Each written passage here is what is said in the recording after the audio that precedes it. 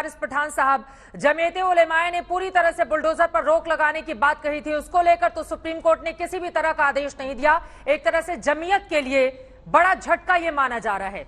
उसको किस तरह से देख रहे हैं आप? और शुक्रवार को लेकर, कल जुम्मा है, उसको लेकर जो पुलिस प्रशासन की तैयारी है, क्या आपको लगता है कि कम से कम बेहतरी के लिए उठाया गया यह कदम है?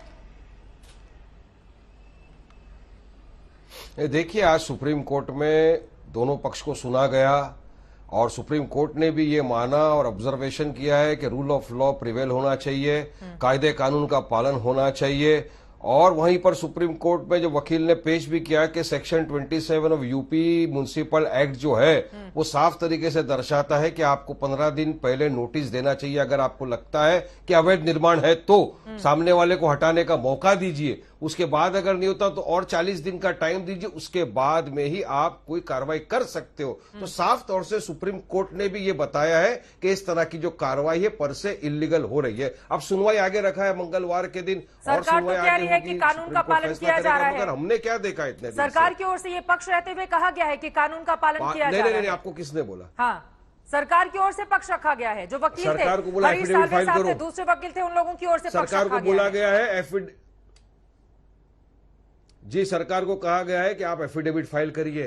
सरकार को कहा आप एफिडेविट फाइल करिए और बताइए किस तरह से आपने कायदा कानून का पालन किया, क्योंकि पक्ष का कहना यह भी था कि जिनके नाम पे घर नहीं है उनके भी नाम के घर को बुलडोजर से उड़ा दिया जा रहा है। अगर बच्चे ने कुछ किया तो उसके बाप के घर को उड़ा दिया जा रहा है। तो ये, और कल ही आप देखिए ना, फिलहाल तो बुलडोजर चलता रहेगा ना। 3 सुप्रीम कोर्ट के फॉर्मर जजेस, 3 सुप्रीम कोर्ट के हाईकोर्ट जज और 6 वरिष्ठ नेताओं ने लेटर लिखा। इस तरह से कोई निर्देश नहीं आया है सामने सुओ मोटो एक्शन लेने के लिए। नहीं, निर्देश या ऑब्जर्वेशन आप देख लीजिए, मैंने भी पढ़ा है ऑब्जर्वेशन। सुप्रीम कोर्ट ने कहा है रूल ऑफ लॉ फॉलो करना चाहिए, आप नोटिस दीजिए, 15 दिन का टाइम दीजिए, टाइम खत्म होने के बाद 40 दिन का और टाइम दीजिए, उसके बाद में आप कार्रवाई करिए। अब इस तरह से असंवैधानिक तरीके से बुलडोजर का इस्तेमाल नहीं कर सकते। और बात दूसरा सवाल, पत्थरबाजी भी नहीं होना चाहिए, वायलेंस नहीं होना चाहिए, आगजनी भी नहीं होना चाहिए, अंगार जो लगाई जा रही है बसों में, ट्रेनों में, वो भी नहीं होना चाहिए। अगर पत्थरबाजी कर रहे हैं उसी के एहतियातन तो ये कदम उठाए गए हैं ना। उसी एहतियातन तो बहुत सारे कदम उठाए जा रहे हैं ना। सुरक्षा व्यवस्था अगर वहां पर बढ़ाई जा रही है। लेकिन अमिताभ सिन्हा जी, ऐसा तो नहीं है कि जुमे की नमाज जो हमेशा अदा की जाती है, बड़ी तादाद में मुस्लिम निकलते हैं अपने घरों से, मस्जिदों तक जाते हैं, लेकिन कहीं ऐसा तो नहीं कि सरकार डराने के लिए पहले ही इतना माहौल बना दो कि किसी भी तरह का विरोध अगर दिल में हो भी तो उसको वहीं पर दबा दो? क्या ऐसी तैयारी तो नहीं है सरकार की?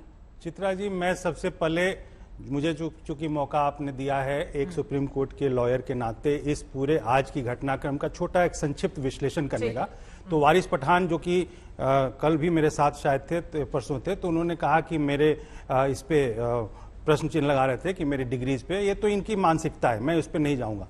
ये लोग ऐसे ही तरीके से सोचते भी हैं, किसी के ऊपर व्यक्तिगत लांछन लगाने का। इसके अलावा इनके पास कुछ नहीं है बोलने के लिए। आज भी ये यही कर रहे हैं, लगातार कर रहे हैं कि नहीं, सुप्रीम कोर्ट ने मना कर दिया। अजीब स्थिति है। अरे चुप रहो यार, तुम चुप रहो, बीच में मत बोलो। मैं आपकी बात सुन रहा था। नहीं, ये गुंडागर्दी नहीं चलेगी स्क्रीन पे, नेशनल टीवी पे नहीं। वारिस पठान, ये गुंडागर्दी नहीं चलेगी नेशनल स्क्रीन पे, बोल रहे हो तुम। नहीं, मैं क्या नहीं लिया? नहीं, ये गलत बात है, ये गलत बात है। पुराना नहीं, मैं ये कह रहा हूँ इनकी आदत है। नहीं, मैं ये कह रहा हूँ कि इनको बोलने दीजिए, उसके बाद आप बोलेगा प्लीज वारिस पठान। हम मेन मुद्दे पर आते हैं ना अमिताभ जी, हम क्यों जा रहे हैं वारिस पठान की टिप्पणी पर? वारिस पठान पूछ रही हूँ, क्या ऐसा तो नहीं है? नहीं, बिल्कुल नहीं। पहले ही मुसलमानों को डरा दो, जुमे की नमाज में इतनी ज्यादा सुरक्षा बढ़ा दो। मैं कह रहा हूं, देखिए आज की सुप्रीम कोर्ट ने बहुत ही संतुलित तरीके से कहा। हालांकि उसको इसमें अभी एंटरटेन मेरे हिसाब से नहीं करना चाहिए था, क्योंकि आम व्यक्तियों की, जब मैंने उस दिन भी कहा था कि जब आर्टिकल 32 में जो सुप्रीम कोर्ट के पास पावर्स हैं डायरेक्ट रिट सुनने का, उसके पहले वो कहते हैं कि 226 में हाईकोर्ट में क्या आपने पहले इसको अपने राइट्स को कर लिया पूरा, तब उसके बाद आए। जनरली इनको जो जमात है वो तुरंत सुप्रीम कोर्ट जाने की इन लोगों की आदत हो गई है। और सुप्रीम कोर्ट में मैं ये चाहता हूं कि सुप्रीम कोर्ट में जाने की आदत हो गई है, मतलब क्या? अगर उस वर्ग को लगेगा उसके साथ नाइंसाफी हो रही है, हाईकोर्ट भी नहीं जा सकता? सबसे पहले हाईकोर्ट जाना चाहिए, ये एक प्रोसीजर है। हाईकोर्ट में जाके यदि उनको हाईकोर्ट पे भरोसा नहीं है क्या, 226 में यही रिट हाईकोर्ट में फाइल हो सकता था, लेकिन सुप्रीम कोर्ट के इस व्यवहार की वजह से हाईकोर्ट के ऊपर से एक आपकी टिप्पणी हो जाए, खत्म कर रहा हूं, मैं खत्म, इतना ही जल्दी से। अब देखिए जो ये सुप्रीम कोर्ट ने कहा है उसका मतलब है कि सुप्रीम कोर्ट को पूरी उत्तर प्रदेश की व्यवस्था पे भरोसा है। उन्होंने कहा है कि आपने जो प्रोसीजर फॉलो किया हुआ आके बता दीजिए, और उसमें एफिडेविट फाइल किया करेगा। और मैं तो ये बात स्पष्ट रूप से कई दिनों से कह रहा हूं कि पूरा प्रोसीजर फॉलो हुआ है, और जो गुंडागर्दी है और जावेद है उसके यहाँ से एक पर्ची मिली है, उसमें कहा गया है कि यदि तुम जुमे के नमाज में नहीं जाओगे तो वार करो, कोई रोकता है तो। इस तरह के हिंसा की बात अमिताभ सिन्हा जी का ये कहना है कि सुप्रीम कोर्ट की टिप्पणी को देखकर लगता है कि दरअसल वो यूपी सरकार की तारीफ कर रही है, क्योंकि एक तरफ ये बात सच है, बुलडोजर चलाने से तो किसी भी तरह रोक नहीं लगाई गई है, वहीं दूसरी तरफ उत्तर प्रदेश की सरकार, पुलिस प्रशासन पूरी तरह से शुक्रवार को जुमे को लेकर मुस्तैद है। तो आपको लग रहा है एहतियाती कदम उठाए जाने जरूरी है और सरकार का ये अच्छा कदम है? देखिए, निश्चित तौर पर कानून व्यवस्था को लागू करना सरकार की जिम्मेवारी है, और प्रिवेंशन अगर कर रहे हैं, prevention is better than cure, इसमें तो कहीं कोई दो राय नहीं है। लेकिन जो हमारे वकील साहब या सुप्रीम कोर्ट की टिप्पणी को जो इंटरप्रिटेट कर रहे हैं, ये अपने आप में कुछ आश्चर्य पैदा करता है। सुप्रीम कोर्ट की टिप्पणी जहां तक मैंने पढ़ी है चित्रा जी, और आपने भी क्या पढ़ी है, वो क्योंकि आप हम दिखा भी रहे हैं, स्क्रीन पे दिखा भी रहे हैं, एक तरफ तैयारी भी और दूसरी तरफ सुप्रीम कोर्ट की टिप्पणी भी। दिखाइए नहीं, आप मूल रूप से पढ़ने लिखने वाली चीजों में कहीं पर भी कोई त्रुटि नहीं करती। दो चीजें उन्होंने बहुत स्पष्ट कही हैं।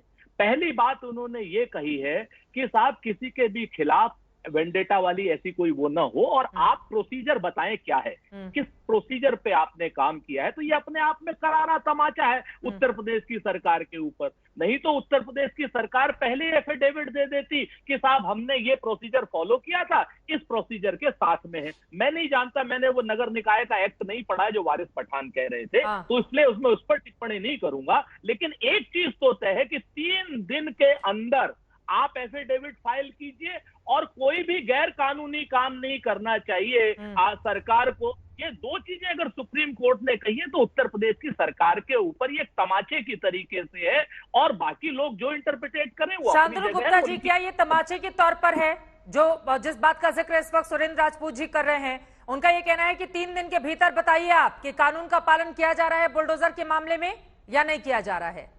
चित्रा जी, बिल्कुल नहीं। अगर तमाचे के रूप में होता तो सुप्रीम कोर्ट उसमें एक तरह से रोक लगा देता, स्टे देता कि बुलडोजर का कोई एक्शन नहीं होगा जब तक आप अगला कोई कागज नहीं देंगे। तो उनका लगा कि प्राइमा फेसी आप ठीक कर रहे हैं, लेकिन हमारे एतबार के लिए एक बार अपना प्रोसीजर भी समझा दीजिए, और हमें 3 दिन में एक दे दीजिए। आपने क्या प्रोसीजर है वो तो हम लोग न्यूज में दिखा ही रहे हैं कि 10 मई का नोटिस है, 24 मई का नोटिस है। वही नोटिस 3 दिन बाद उत्तर प्रदेश सरकार दे देगी, तो वो दिक्कत नहीं है। आई थिंक दुख की बात यह है कि जुम्मे की नमाज जो एक शांति का, सौहार्द का, विकास का ऐलान करने का प्रतीक होनी चाहिए थी, वो पत्थरबाजी, आंखजनी और तोड़फोड़ का प्रतीक बन गए। तो ये एक जो बड़ी बात आ रही है। और हम जहां देखते हैं, जहां जमात उलामा हिंद वो मतलब यहाँ पे एक केस ले रही है, वहां देख रहे हैं वलीउल्लाह जो टेररिस्ट अरेस्टेड है उसका भी केस ले रही है। तो किस तरह के केस ले रही है, हमें जमात के पीछे देखना है। तो मुझे तो ये केवल और केवल मुद्दा लगता है कि जो मुस्लिम लीडरशिप है, चाहे वो धार्मिक लीडरशिप है, पॉलिटिकल लीडरशिप, उसको आगे आना होगा और देखना होगा कि जुम्मे की नमाज या एक जो आम मुस्लिम नागरिक है वो क्या प्रतीक बन रहा है देश में, कि वो कोर्ट में ऐसी संस्थाएं उसका किस्सा लेके जा रही हैं जो टेररिस्ट को सपोर्ट करते हैं, जो जुम्मे की नमाज है वो प्रतीक बन रही है पत्थरबाजी का, तोड़फोड़ का। तो ये मेरे ख्याल से जो सीधा जो चेतना का विषय है वो मुस्लिम लीडरशिप के ऊपर है।